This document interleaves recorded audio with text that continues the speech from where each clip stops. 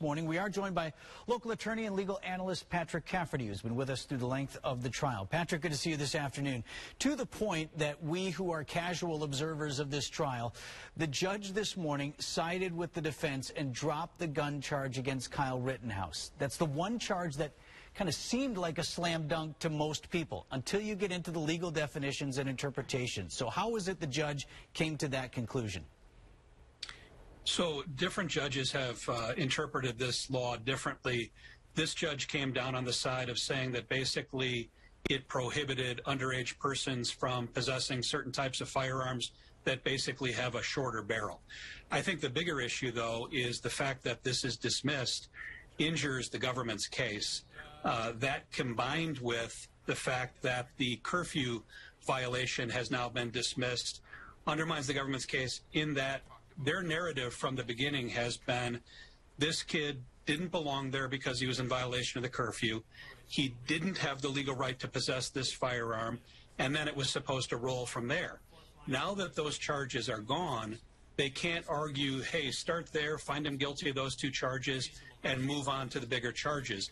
They can still make the argument that he shouldn't have been there. There was a curfew in place. They can still make the argument it's not a sensible thing for a 17-year-old to be there with a firearm, but it would have been a better argument if they could have asked the jury to find him guilty of those two charges and then move on to the bigger charges. We're talking with local attorney and legal analyst Patrick Cafferty. Patrick, so we're now into the early part of the closing arguments, as we call them. The prosecution has just begun that. They've taken a break for lunch, and we'll pick up after that.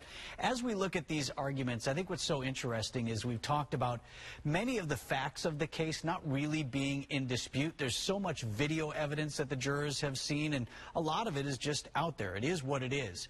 I think for that reason, maybe these closing arguments are so important for the jurors to see how are these two sides framing what we agree happened. You're absolutely correct.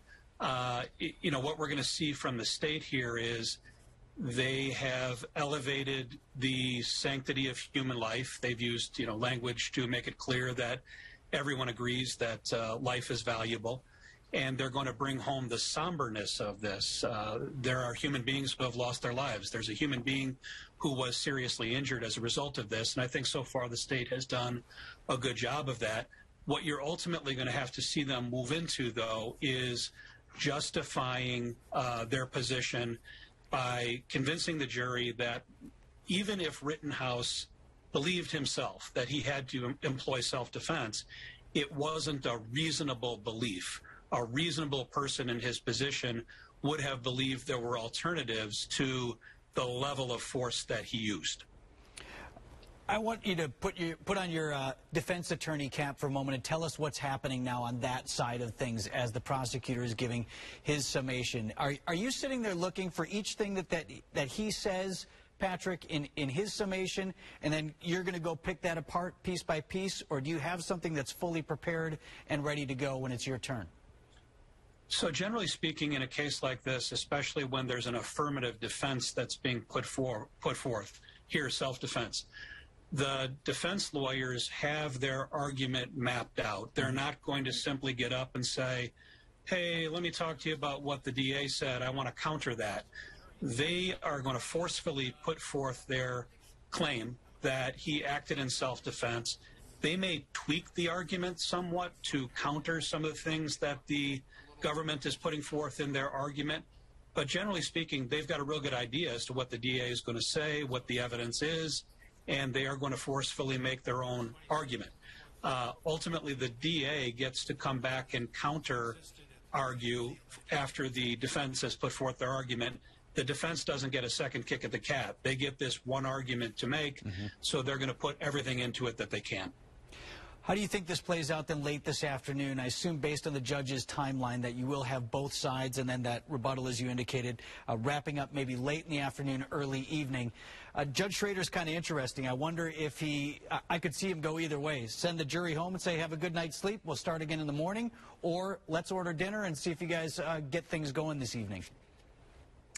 Yeah, it's unclear. He took a vote among the jurors as to what it is they wanted to do. It sounds like there was a difference in opinion, and some of that may depend on exactly what time they finish this afternoon. But it might be a good idea for him to send them home and let them think about this, come back fresh, and start in the morning debating with one another what the right thing to do is. Patrick Cafferty, local defense attorney and our legal analyst through these last couple of weeks. Thanks again, Patrick. We'll speak with you in the morning, and I know you're featured this evening once again as well. Certainly appreciate your perspective. You bet, Vince. Thank you. All right, meanwhile, we do know that National Guard members are on standby. They are ready to deploy to Kenosha if there is unrest following the verdict. Governor Tony Evers signed an order authorizing approximately 500 National Guard troops to assist authorities in Kenosha following the trial of Kyle Rittenhouse. Officials say they will stage outside Kenosha in standby mode, ready to respond if requested by law enforcement. You can watch the trial live on Court TV on our channel over the air 4.3. Our Stephanie Haynes is in court once again today. Will bring us the latest updates starting today on our news at 5 o'clock.